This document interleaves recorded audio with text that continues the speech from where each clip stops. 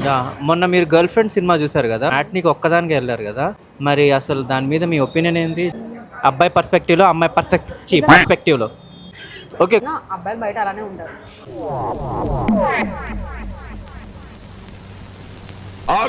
అంటే అబ్బాయిల్ని జడ్జ్ చేయలేం కానీ అబ్బాయిలు పెరిగే సరౌండింగ్స్ బట్టి మీరు ఆ మూవీ చూస్తే ఇందులో వాడు ఏమంటాడంటే మా మదర్ లా ఉండాలి అంటాడు. వాళ్ళ మదర్ని చూపించేంత వరకు తెలియదు మనకి వాళ్ళ మదర్ ఎలా ఉంటారు అన్నది. అసలు ఏం మాట్లాడరు వాళ్ళ మదర్, చాలా సైలెంట్ గా ఉంటారు. ఇలాంటి కొట్టేవారంట కూడా వాళ్ళ మదర్ని. అంటే వాళ్ళ మదర్లో ఉండాలనుకుంటున్నాడంటే ఇప్పుడు తను చెప్పింది వినాలి, ఎవరు వచ్చినా మాట్లాడకూడదు, ఏమన్నా కూడా సైలెంట్గా ఉండాలి, అలా ఉండాలి. ఇప్పుడు అమ్మాయిలు ఎందుకు అలా ఉంటారు? అసలు అలా ఉండకూడదు కూడా. ఫస్ట్ ఆఫ్ ఆల్ కొంచెం మాట్లాడితే కదా ఒపీనియన్స్ తెలుస్తుంది కదా. ఒక్కళ్ళ డెసిషన్ పైన ఉండాలి అంటే అంటే అథారిటీ చూపించాలనుకుంటున్నారా? వాడిది పొసెసివ్నెస్ అని నేను అనుకో, శాడిజం అనుకుంటాను నేనైతే. ఆ! నేను మా ఫ్రెండ్కి ఓకే. ఏం చెప్పాను తెలుసా, హ్మ్. నువ్వు వెళ్ళు, నీ లవర్ని తీసుకొని వెళ్ళు, నీకు శాడిజం ఉంటే మాత్రం ఆ! ఒకటి పీక్కొని తీసుకురా.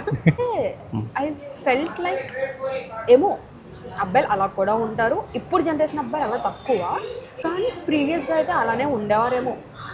సరౌండింగ్స్లో వాళ్ళు చూసిన దాన్ని బట్టే వాళ్ళు పెరుగుతారు.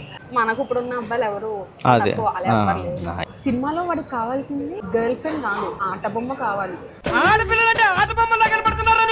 పెళ్ళి అయిపోయాక వాడు చెప్పింది వినేలాగా వాడు చెప్పిందే ఆడపిల్లలంటే చేసేలాగా ఆట బొమ్మలు అనుకుంటున్నారా? ఏం ఆ! కాదు. ఆ! కానీ మూవీలో వాడికి ఒక ఆట బొమ్మ కావాలి. నిజంగా వాడు లవ్ చేసి ఉంటే అమ్మాయిని అలా చేయడు, అలా చూపించాలని ట్రై చేయడు. వాడికి లవ్ ఏం కాదు, శాడిజం. నిజం నన్ను అడిగితే శాడిజం అనే చెప్తా.